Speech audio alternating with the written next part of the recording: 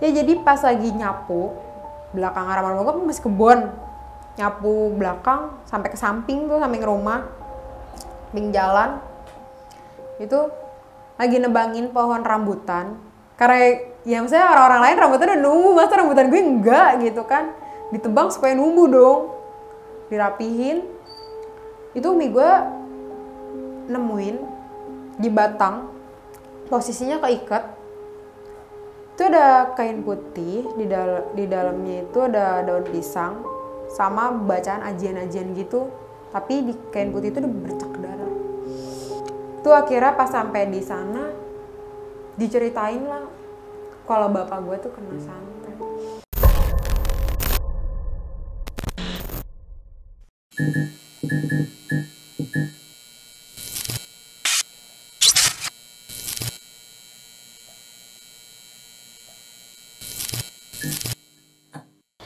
Assalamualaikum warahmatullahi wabarakatuh. Kembali lagi bersama gue Sherly di Diary Neng Sherly. Kumaha dalamang sadayana. Semoga kalian selalu sehat dan selalu dilindungi oleh Allah Subhanahu wa taala. Amin ya rabbal alamin. Kali ini gue kedatangan narasumber yang akan menceritakan kisah nyatanya. Gue sedikit banget nih dengar cerita dia tuh udah bener-bener sedih, kesal juga, dan gak nyangka gitu bakal ada kejadian kayak gitu. Kita langsung aja ya kenalan dengan narasumbernya. Hai, halo. Hai. Aduh, narasumber ini nih, kepo kan siapa dia? Oke, kamu silakan. Oke, Perkenalkan. halo. Perkenalkan, nama gue Nabila. Gue asal Bekasi. Sini gue pengen sedikit cerita tentang apa yang dialamin sama diri gue. Gitu. Terutama sih orang tua sih yang ngalamin sih, bukan gue. Gue hanya berilustrasi buat teman-teman buat jadi pengalaman aja. Gitu. Aduh, ini pokoknya ceritanya benar-benar epic banget sih. Gue sampai pengen nangis banget denger, karena ini masalah orang tua gitu. Iya. Orang tua kan segalanya buat kita ya. Bener-bener sakit kalau misalkan ngeliat orang tua sakit gitu. Dan ini lu mau membahas soal orang tua lu tuh kenapa? Jadi pas gue ini kembar Kak, itu karena udah umur SMP, gue lagi masa-masa puber di situ, posisinya umur 13 tahun 2017 ya, itu kakak gue nih meninggal. Aduh, Gitu. bakal ada kejadian apa nih guys? Stop dulu ya. Oke teman-teman, mungkin teman-teman semuanya nih mau kenalan nih sama Nabila siapa gitu kan. Iya. Ya mau diinin atau IG-nya gitu atau apa gitu. Bisa aja teteh ya. Apa tuh IG-nya tuh? Nama IG gue itu Nabila titik Lestari _11. Oke, mungkin teman-teman yang pengen berteman gitu langsung aja follow ke IG-nya Nabila. Bukan Nabila Syakib ya, bukan. Berat ya bu nama itu. Oke, sebelum kita lanjut ke ceritanya, alangkah baiknya kalian subscribe, like, comment, dan share. Jangan lupa juga nyalakan loncengnya agar kalian tuh gak ketinggalan sama video-video DNN selanjutnya. Dan untuk kalian yang mau jadi narasumber kita, langsung aja DM ke Instagram gua di Neng Sherly ataupun di Diary Neng Sherly. Kita lanjut aja ceritanya ke Nabila.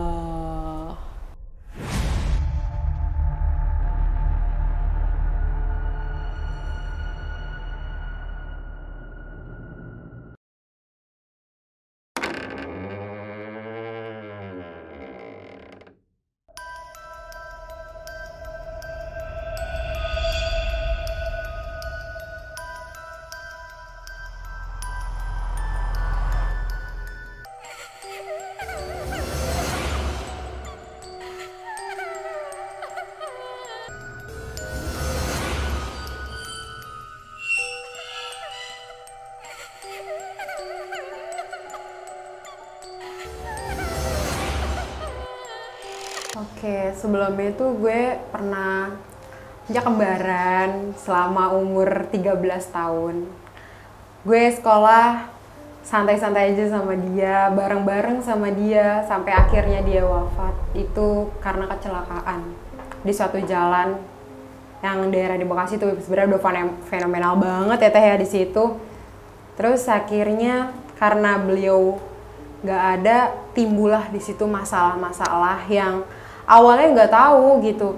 Kok bisa seperti ini gitu? Kok bisa yang ngelakuin tuh saudara gitu ya ke orang tua gue? Padahal gue tuh orang tuanya biasa-biasa aja gitu. Dibilang orang punya ya enggak gitu. Kalau misalkan untuk rezeki ya insya Allah ada aja gitu. Terus akhirnya pas udah kepergian, teteh gue tuh yang paling terpukul banget itu ya pertama orang tua gue dari ayah gue sendiri. Gue biasa nyebut ayah gue tuh bukan ayah ya, tapi abah gitu, karena orang kampung biasa nyebutnya abah. Abah gue sampai pingsan 3 kali setelah kepergian kakak gue. Pas sudah sampai di pemakaman tuh gue baru ngerasa kalau kakak gue tuh nggak ada gitu. Setelah akhirnya di adanya tahlilan selamatan di rumah gue, terus kayak keluarga kumpul gitu, 3 hari berlalu, gue dimimpiin lah oleh kakak gue.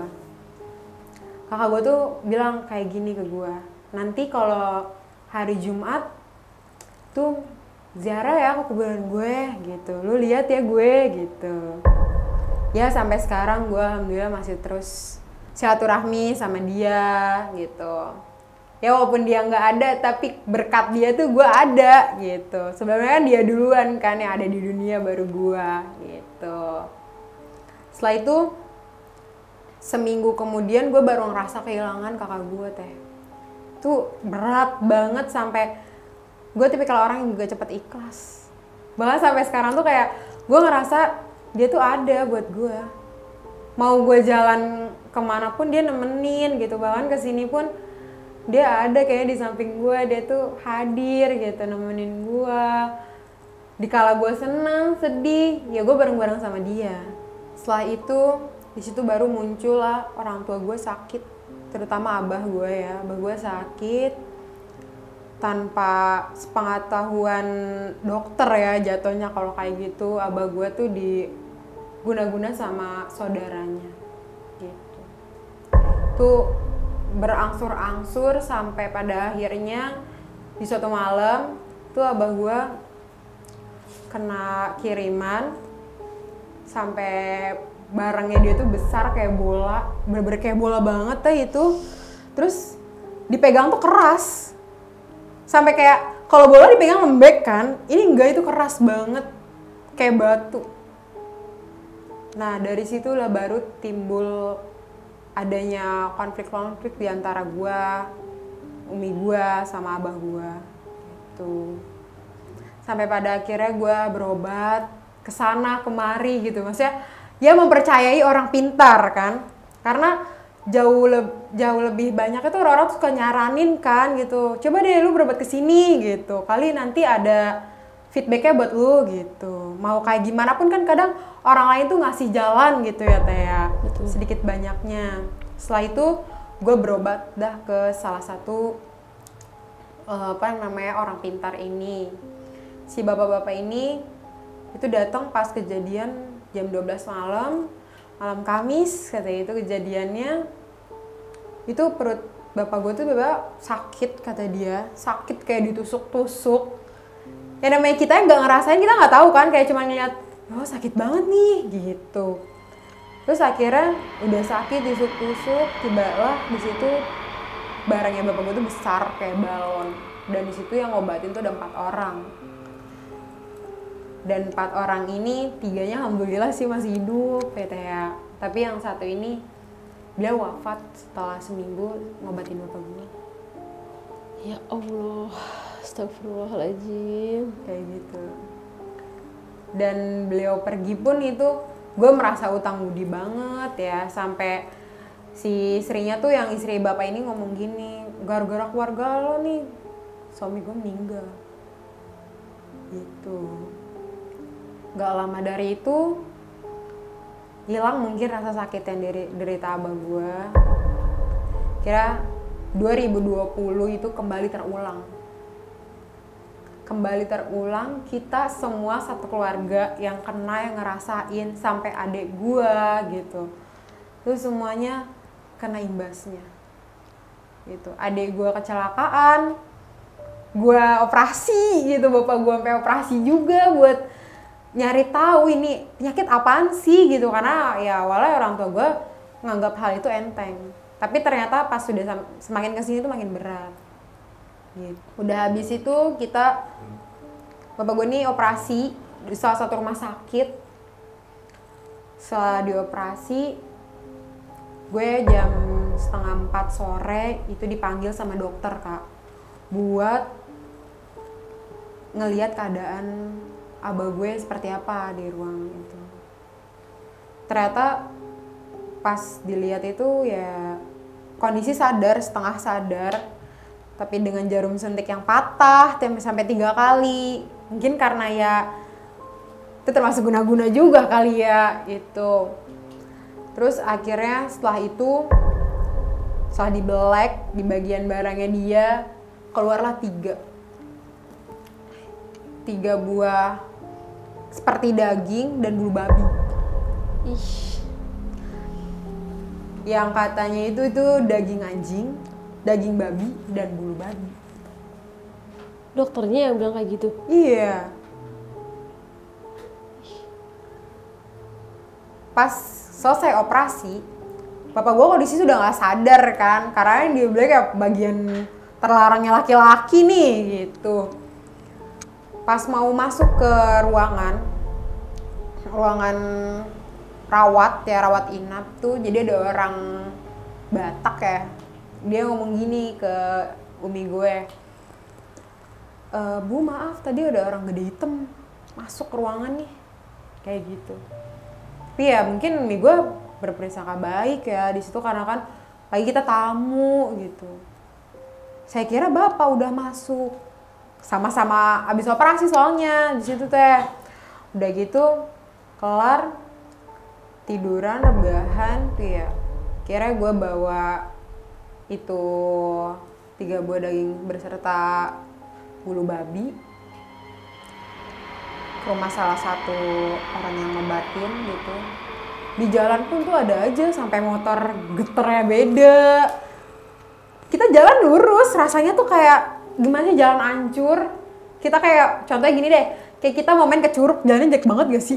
Iya kayak gitu. Tuh akhirnya pas sampai di sana diceritain lah kalau bapak gue tuh kena santet. Santet gitu. Lagi dan lagi. Jadi gue ceritain ini merinding karena pribadi yang ngerasain gitu kan. Terus sampai akhirnya kata yang ngobatin gini, ya udah ini nanti dibuang aja ke daerah Cirebon kata itu, dan bapak gue harus nebus kepala kambing dengan nominal sekian, ditebuslah kepala kambing itu. Dari situ sembuh sementara. Gak lama dari itu gue tuh di rumah sering kayak ngeliat nenek-nenek di belakang, karena kan rumah gue tuh dalam dapur tuh masih ada sumur ya teh. Sumur itu sumur kerek gitu. Nah itu masih berfungsi sebenarnya, tapi sekarang tuh dibuat sanyo air gitu.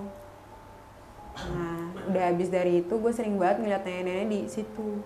Tapi neneknya tuh udah lusuh, udah dibilang jelek banget. Udah raut wajahnya bener-bener keriput banget. Udah kayak apa ya, cerita nenek-nenek KKN tau gak sih lo? Itu kayak gitu, serem kan? Kayak dari lampir gitu. Iya, udah jelek banget, bungkuk. Dan dia kalau kata orang yang sering ngobatin gitu, dia jahat situ. Karena posisinya kan di sumur, di kamar mandi gitu. Dan udah dari situ gue sering banget ngeliat orang gede, bener-bener gede, bukan layaknya manusia, gede, hitam, serem banget ya. Tapi gue gak berani ngeliat ke atas gitu, karena kan udah kelihatan banget gede, hitam, berbulu gitu. Kayak mungkin kalau ngeliat ke atas serem lagi kali ya, kurang tahu juga gitu. Itu bener-bener hitam banget. Bahkan temen gue, kalau mau ke rumah gue tuh ada gang, posisinya tuh tikungan gitu. Setiap kali misalnya di situ, Men gue selalu ngeliat kayak gituan. Dan bahkan gak banyak, maksudnya gak jarang orang yang mau main ke rumah gue gitu, kayak temen-temen kampus gue atau siapa gitu mau ke situ, pasti ada hawa-hawa yang gak enak gitu. Kayak ditutup gitu ya. Iya. Setelah itu gak lama dari itu, terus setelah itu gue pengobatan yang kedua teh. Pengobatan yang kedua ini gak logis sebenarnya ya, karena dari segi materi pun habis kita.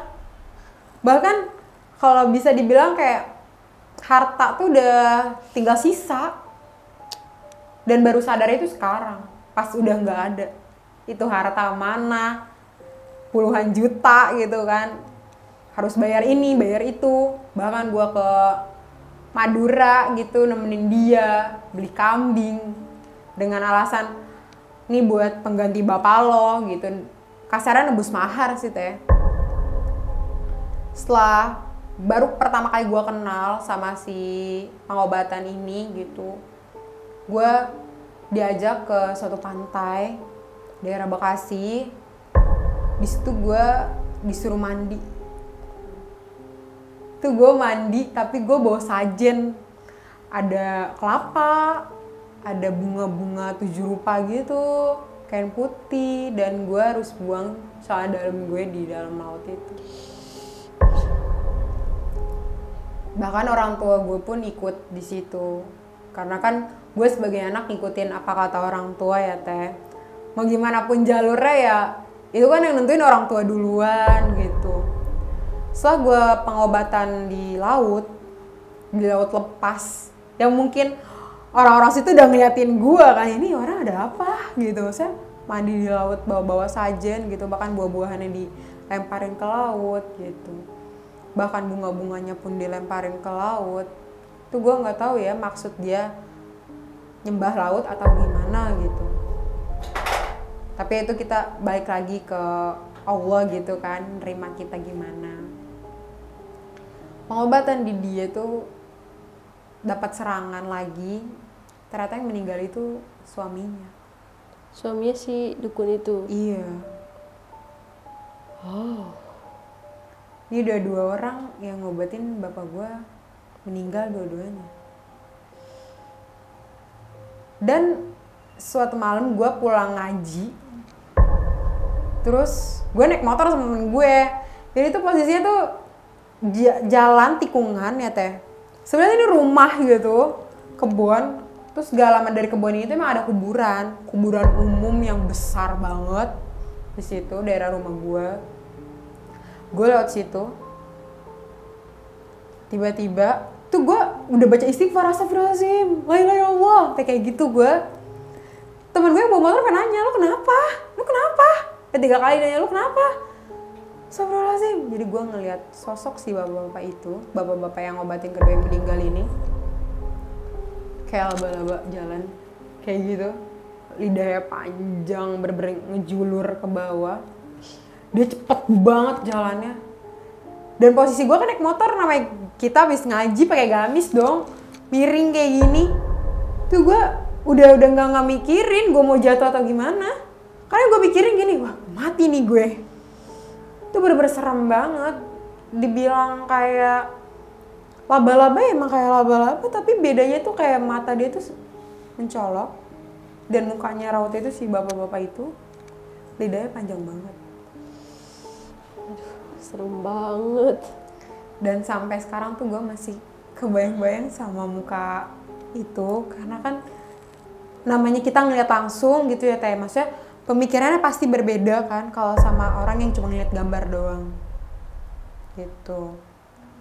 Setelah itu gue pengobatan, gue sampai pengobatan gak di laut doang, gue sampai kayak di rumah yang bilik gitu. Di dalamnya itu gue dipakein kain hitam,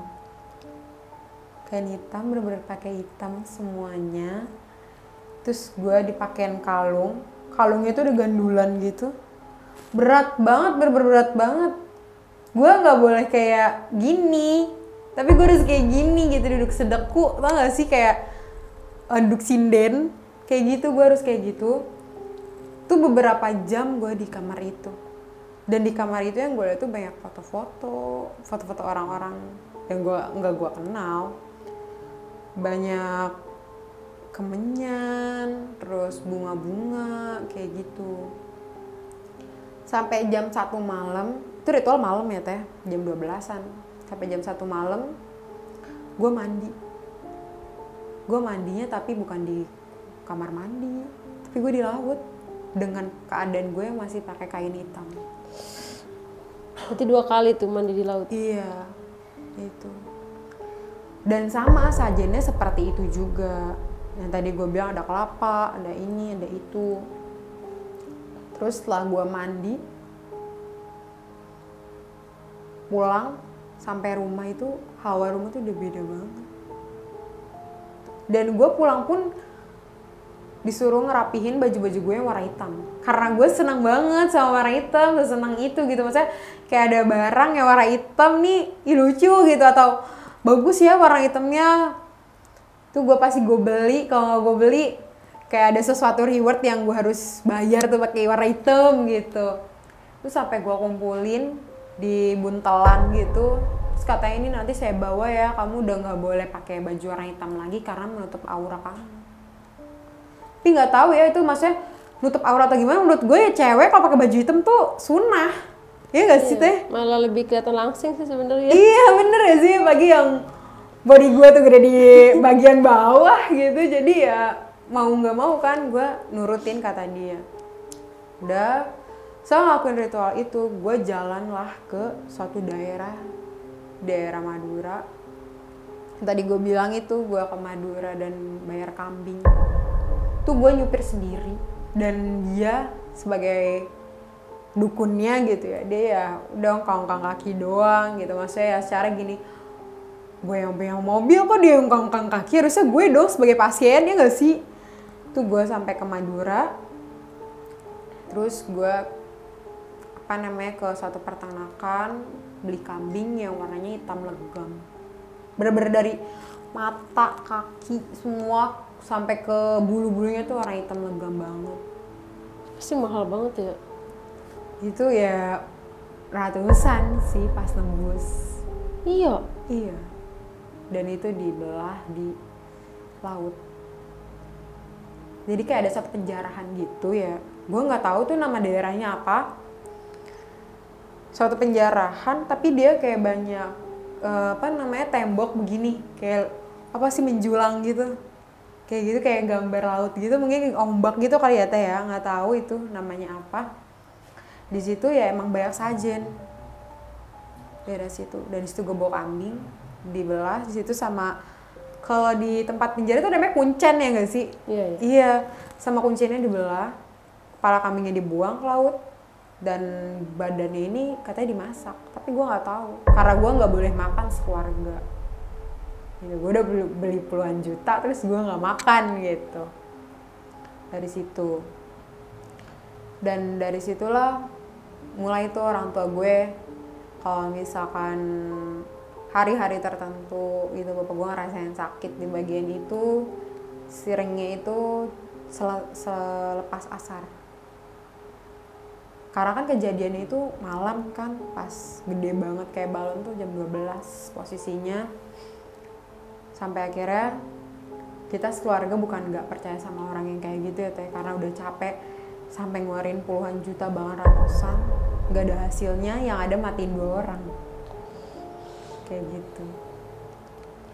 Sudah berlalu sampai sekarang, bokap gue ngerasain sakit yang nggak bisa dinalar sama dokter.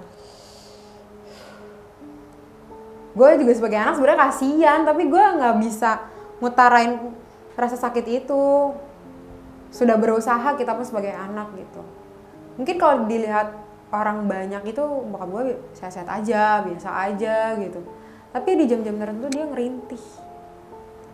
Kayak lu ngegores pisau pasti ada rasa, aduh, ini gimana maksudnya, yang nggak bisa dilihat oleh mata tapi dirasain kayak gitu. Ya mungkin almarhum kakak gue, baik lagi ke almarhum kakak gue, dia pengen nolong tapi dia nggak bisa karena kan dia juga nggak ada apa-apanya gitu, maksudnya yang makhluk biasa aja. Begitupun gue yang masih hidup gitu, gue nggak bisa nolong dia juga. Tapi kalau misalkan nanti suatu saat bapak gue sembuh apa gimana gitu kan, takdir Allah gitu ya teh, itu gue udah pasrahin banget sih. Karena ya sampai sekarang tuh bapak gue tuh suka ngerasa risih kalau lagi jalan gitu kemana-mana, kan bagian bawah kan yang diserang. Itu jadi kayak gandulan bola gitu. Ya Allah, gak kebayang banget itu. Kemana-mana jalan, bahkan tuh bapak gue kalau misalkan beli celana atau apa gitu ya, dia selalu pesan ke gue, tolong ya, gue udah manggilnya kakak karena kan kalau gue nggak ada ya, gue punya adik tuh, tolong ya kak kalau misalkan beli celana tuh yang bawahnya agak gede, nggak apa-apa deh nanti di pinggang bisa dikecilin, kata dia gitu. Ya udah, kira beli celana soal yang bawahnya gede gitu teh. Sampai sekarang tuh kalau misalkan ngeliat orang tua gitu, ngerasain kesakitan, gue sebagai anak kayak bersalah, gak bisa ngapa-ngapain. Bahkan gue yang ada ribut terus sama abang gue. Karena gini, lu jadi kakak gimana sih? Sedangkan gue juga gak bisa ngapa-ngapain teh gitu. Apalagi gue anak cewek satu-satunya di rumah. Adik gue masih SD. Gue gak mungkin ngeberatin itu semuanya ke umi gue gitu. Mungkin ya sekarang orang yang ngobatin itu hahihi aja. Apalagi yang gue tangkap dari beberapa orang yang ngobatin keluarga gue itu bukan orang lain, bukan lagi kayak musuh bebuyutan apa gimana gitu ya, tapi itu saudara gitu. Dan yang nyerang bapak gue nih nggak nanggung-nanggung, dari umur 7 tahun bapak gue sampai sekarang. 7 tahun tuh umur baru mateng-matengnya sekolah, baru ngerasain bangku sekolah gitu. Terus tuh diobatin gitu, karena tadinya bapak gue tuh mau dibuat jadi gila, tapi nggak kena-kena, sampai punya anak istri gitu kan. Tapi gue nggak tahu maksud dia seperti itu apa. Mungkin karena ya orang tua gue, bapak gue sendiri punya harta yang nggak jauh dari rumah gitu, bahkan ditinggalin di rumah juga gitu, tanah yang mungkin dia mau rebut situ. Karena ya secara dia datang ke sini gitu, saya datang jauh-jauh nggak bawa apa-apa, berarti pulang harus ada hasil dong. Dengan cara itu dia mau ngerebut tanah bapak gue. Tapi gue nggak tahu maksudnya ngambil tanah juga buat apa, kan nggak dibawa mati tuh, kita mati tuh ada di dalam tanah. Makanya Gak tahu motif dia, pemikirannya seperti apa. Sampai saat ini pun gue pernah sampai cekcok masalah ini. Bahkan gue pernah mempergoki dia tuh. Satu malam gue nginep di rumah tante gue, nginep gak pulang-pulang. Gue pulang jam 3 subuh. Itu gue jalan kaki pulang sampai rumah. Gue ngeliat orang ini ngiterin rumah gue. Karena kan posisi rumah gue tuh di tengah-tengah. Samping sebelah sini jalan, sebelah sini kebun. Dia gampang banget dong dia mau muterin rumah gue teh. Muterin rumah gue, pas gue tegur, ngapain? Dia cuman lari, udah ngilang. Tuh jadi pertanyaan banget. Kalau orang gak ada maksud, gak mungkin jam 3 mau ngapain keluar. Iya. Kurang kerjaan banget kan kayak gitu. Sampai akhirnya di situ kebongkar semuanya. Ya mudah-mudahan dia nggak kayak gitu lagi kali, udah pergrok gue ya. Ternyata enggak di situ aja. Sampai terus. Bahkan tanaman-tanaman yang di rumah tuh dia ditaruh-taruhin. Taruhin apaan? Ya jadi pas lagi nyapu belakang halaman gue masih kebun. Nyapu belakang sampai ke samping tuh, samping rumah, samping jalan. Itu lagi nebangin pohon rambutan. Karena ya maksudnya orang-orang lain rambutan udah numbuh, masa rambutan gue enggak gitu kan. Ditebang supaya numbuh dong. Dirapihin. Itu umi gue nemuin di batang, posisinya keikat. Itu ada kain putih, di dalamnya itu ada daun pisang. sama bacaan ajian-ajian gitu, tapi di kain putih itu udah bercak darah. Pas dibuka itu ada kayak kebakaran gitu. Kebakaran gitu, gue nggak tahu itu kenapa kebakar gitu. Padahal pas dibuka tuh biasa aja, pas sudah dibuka lebar tuh kebakar. Kayak ada bekas bakaran gitu, dan itu huruf gundul semua. Yang nggak tahu artinya karena kan posisinya udah lecek-lecek gitu kan, udah nggak bisa kebaca gitu teh. Saya kira udah,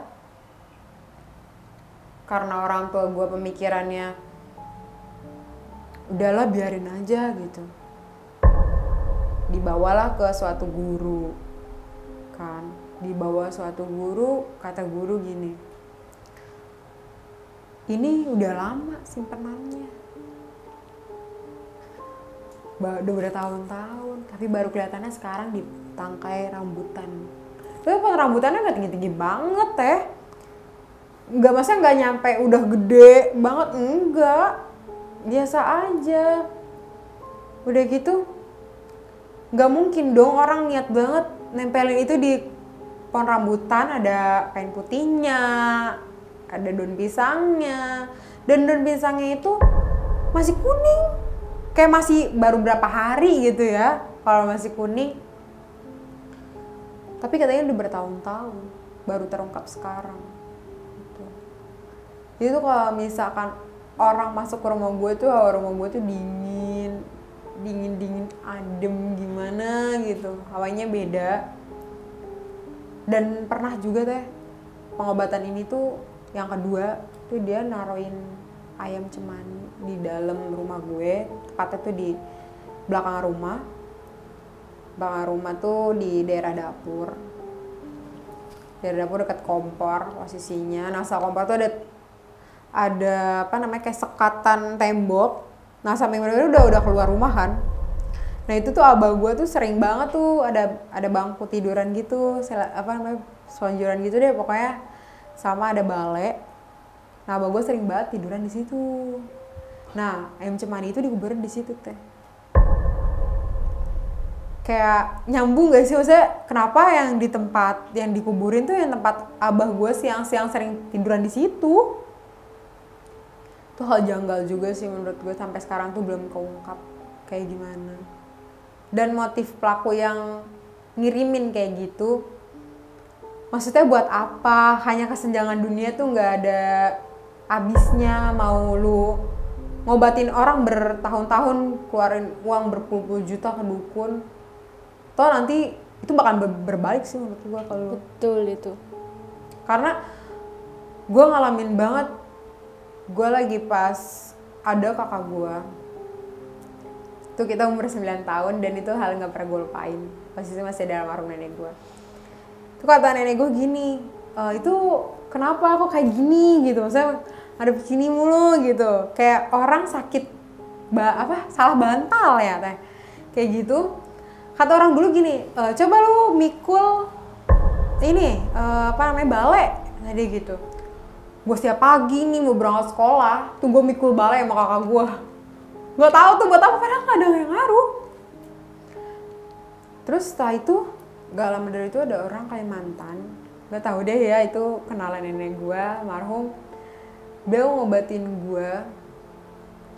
Awal ngeliat gue cuma ngomong gini doang, itu kenapa awalnya?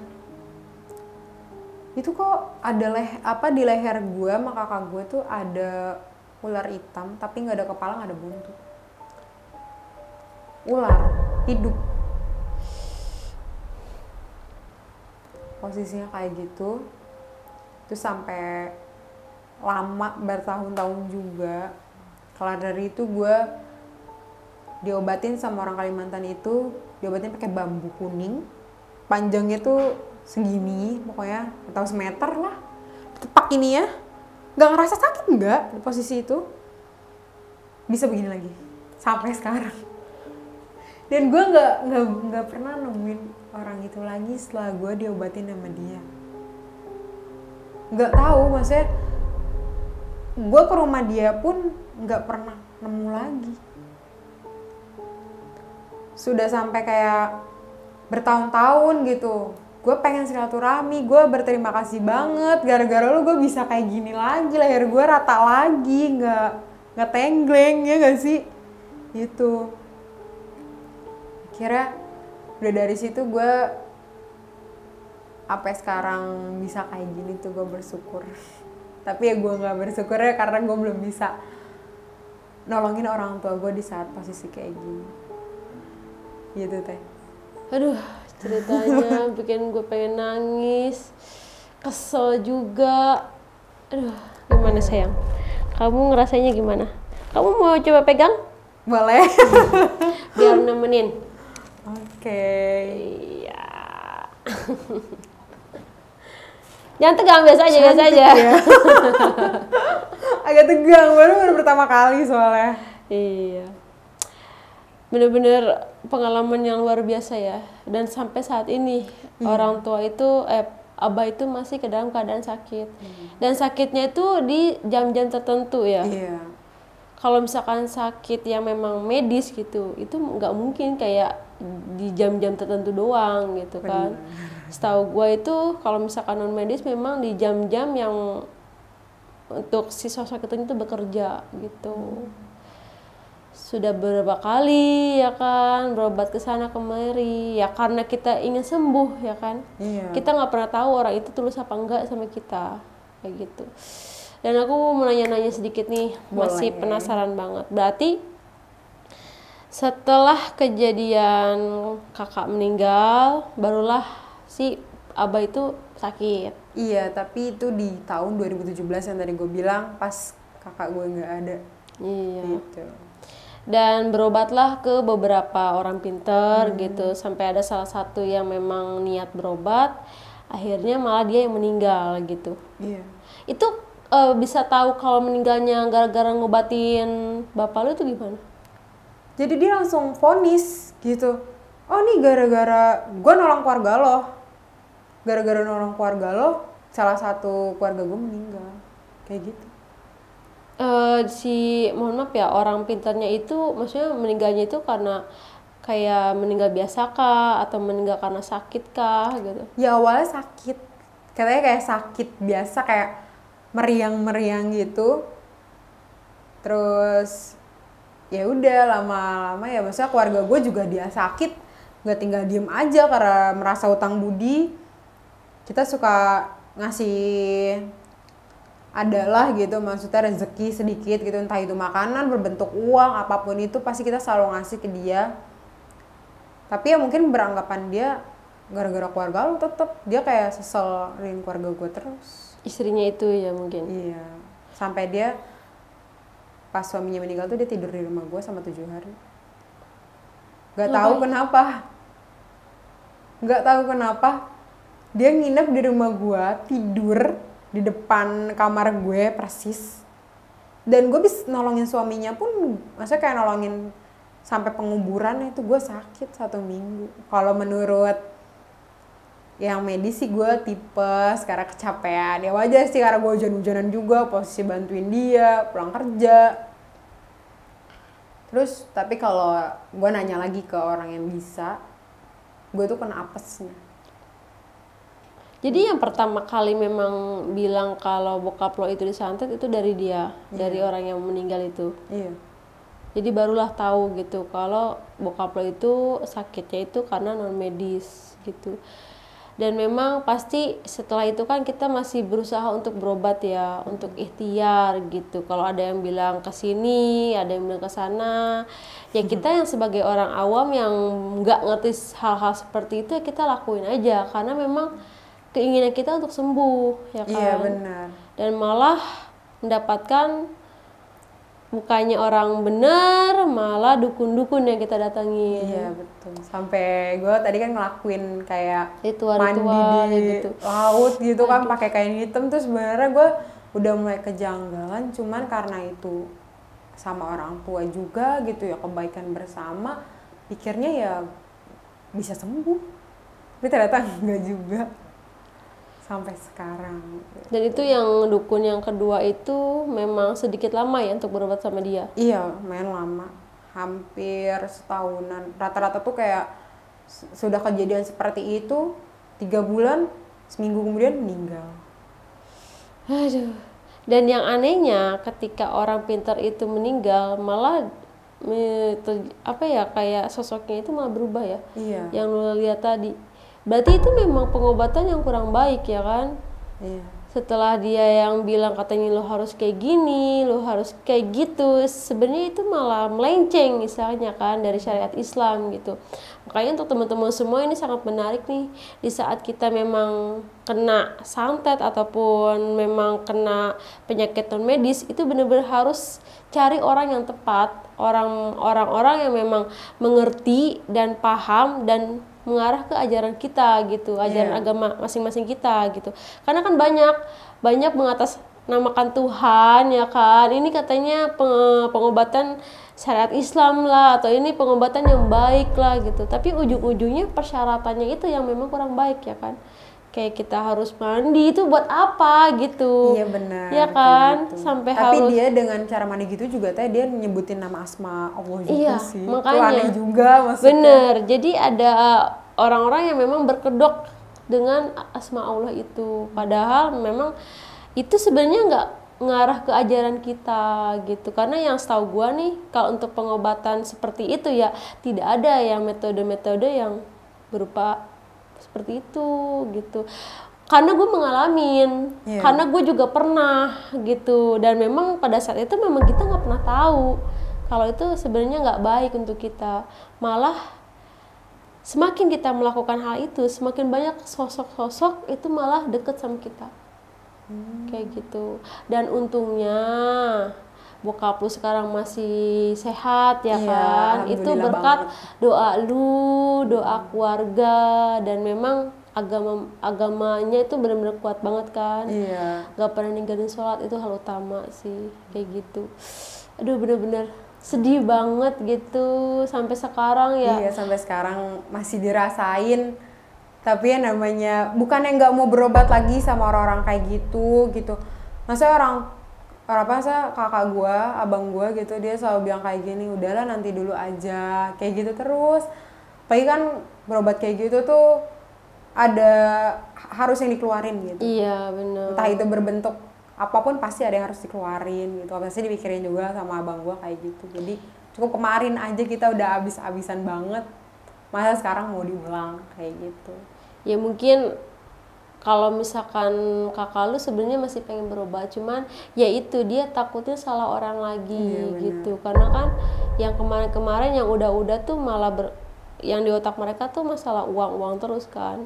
Sampai lu harus ke Madura, ngapain jauh banget gitu, dan nggak ada hasil sama sekali kan. Bener. Aduh ya Allah, untuk teman-teman semuanya nih, kalau misalkan memang punya penyakit non medis gitu, bener-bener harus cari orang yang tepat, yang pengobatannya tuh yang bener-bener nggak ada yang aneh-aneh. Iya. Kayak gitu. Harusnya sih dia tuh kalau emang niat nolong, tapi nggak harus ngejudge gara-gara bantuin keluarga lo nih. Iya. Kalau emang dia mau ngejudge keluarga gue jadi bahan mereka meninggal gitu ya ngapain mereka bantuin keluarga gue? Kan dari awal udah dilihat dong harusnya kalau ini tuh penyakit non medis yang sifatnya berat. Kalau emang gak nyanggupin, ngomong dari awal. Ini kan keluarga gue juga nggak sedikit gitu ngeluarin keuangan atau yang lainnya kan. Sampai apapun diusahain jadi iya gitu. Ya karena pengen sembuh itu. Bener banget. Dan yang namanya anak ya kan, ngelihat orang tua kalau setiap malam kesakitan, siapa sih yang nggak sedih gitu.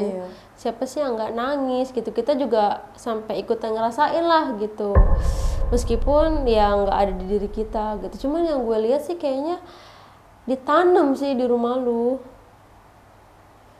Ya bisa jadi sih teh, karena kan yang tadi gue bilang, umi gue nemuin itu di batang pohon rambutan. Terus kedua, kenapa ayam cemani itu dikubur di tempat yang biasa abah gue tuh sering tiduran siang-siang gitu. Terus kalau sekarang tuh bahkan kita tuh walaupun rumah ada kamarnya, kita tidur tuh udah kayak ikan asin teh di depan TV semua rame-rame, entah itu abang gue, umi gue, abah gue, adik gue, kayak gitu. Karena ya ngerasa kayaknya nggak bisa nih kita tidur sendiri-sendiri lagi gitu. Pas saking takutnya gitu, tapi karena ngerasa pentingnya ada sosok bapak di keluarga gitu. Dan kita memang menjaga terus ya. Ya siapa sih yang nggak ketakutan gitu kan. Sampai sekarang pun masih iya, ketakutan. masih takut.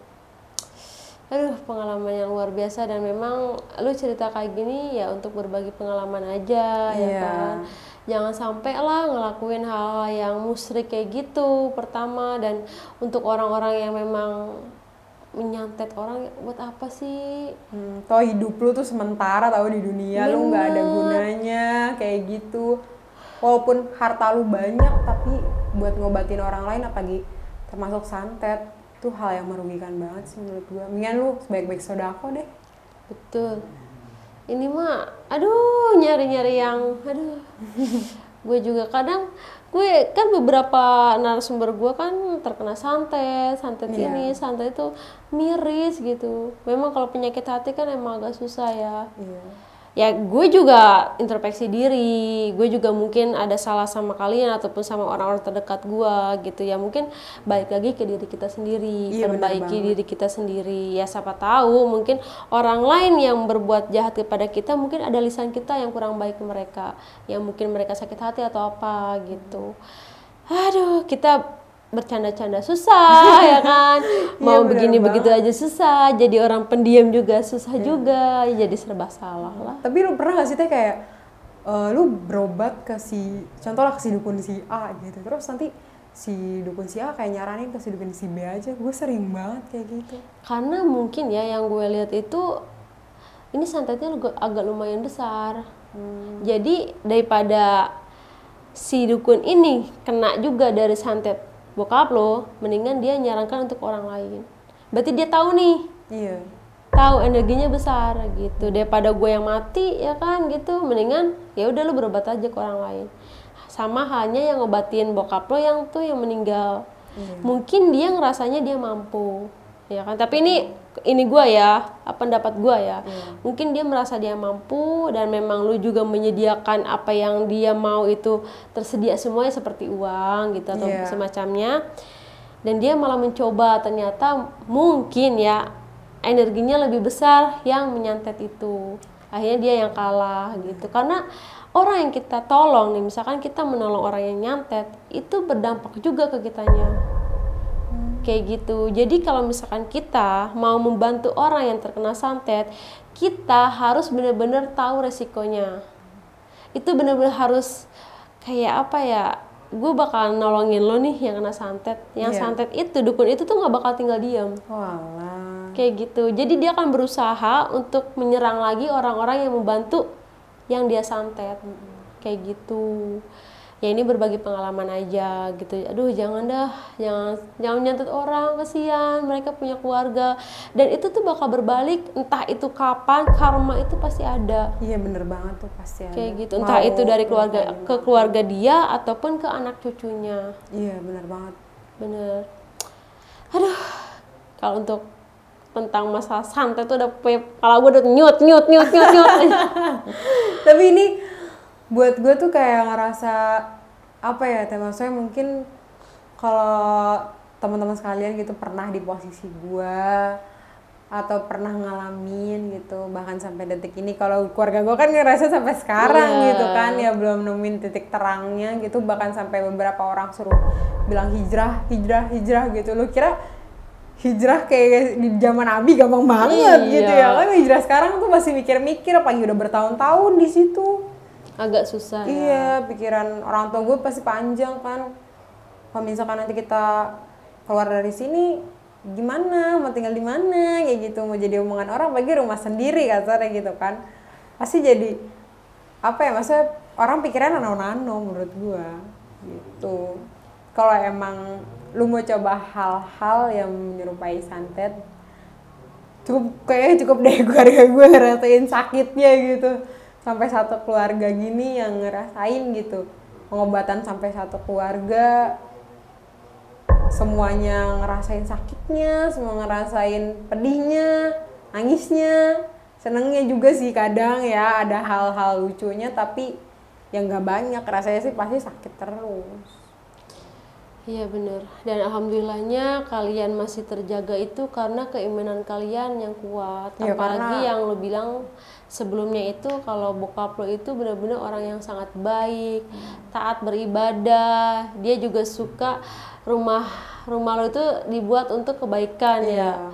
Jadi itulah yang membantu kalian untuk ya sampai saat inilah gitu, dan jangan sampai tinggalin sholat karena itu yang bener-bener tiang kita gitu. Jangan, aduh gue sedih kalau misalkan udah denger keluarga yang sakit sampai disantet kayak gitu, sakit juga hati gue gitu. Iyalah pasti, apalagi kan ini orang terdekat kita yang selalu ada ya gak sih, mau seburuk apapun lo tuh pasti orang tua lo yang nolongin pertama. Iya betul itu. Gitu, lu berteman banyak orang, lu dikenal sana sini, tapi lu ninggalin keluarga lo, ninggalin terutama orang tua lo, itu udah termasuk gue salah banget. Makanya gue sebader-badernya gue, sepintar-pintarnya gue, setol-tolnya gue kasarnya, itu gue pasti inget apa kata-kata orang tua gue. Betul. Oke, Nabila, ini pengalaman yang sangat luar biasa dan pelajaran juga untuk kita semuanya agar tidak melakukan hal-hal yang buruk, hal-hal yang baik. Kita juga harus jaga lisan kita. Terima kasih udah mau berbagi cerita di Sama-sama, Diary Neng Teteh. Sherly. Oke, untuk teman-teman nih mungkin ada yang kalian kenal ataupun ada yang ngerti hal-hal seperti ini, bisalah kita berbagi sharing ya, siapa tahu ada yang tahu gitu, langsung aja komen ataupun betul. langsung DM IG-nya Nabila ya. Mungkin siapa dengan tahu lu ya. sharing kali ya Teh ya, Betul. buka jalan nih, oh lu kayak gini bisa sembuh. Iya, Kayak kita kan gitu. siapa tahu ya kan, Iya. namanya kita ikhtiar untuk kebaikan kan gitu. Mungkin teman-teman yang memang punya saudara, teman ataupun guru gitu yang memang ngerti lah masalah kayak gini, ya kita berbagi sharing aja gitu. Siapa tahu cocok atau siapa tahu sembuh, kan alhamdulillah banget ya kan. Kalian juga mendapatkan kebaikan, kita mendapatkan kesembuhan gitu. Aduh.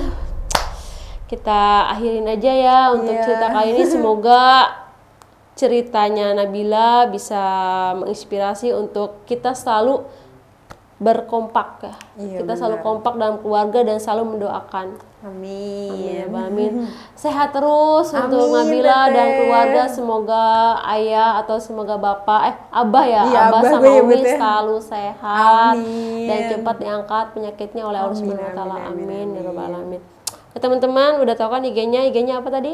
Nabila.lestari_11. Oke, kita mohon pamit. Mohon maaf jika ada kesalahan kata ataupun ucapan dari kami. Kita ucapin aja assalamualaikum warahmatullahi Warahmatullahi wabarakatuh.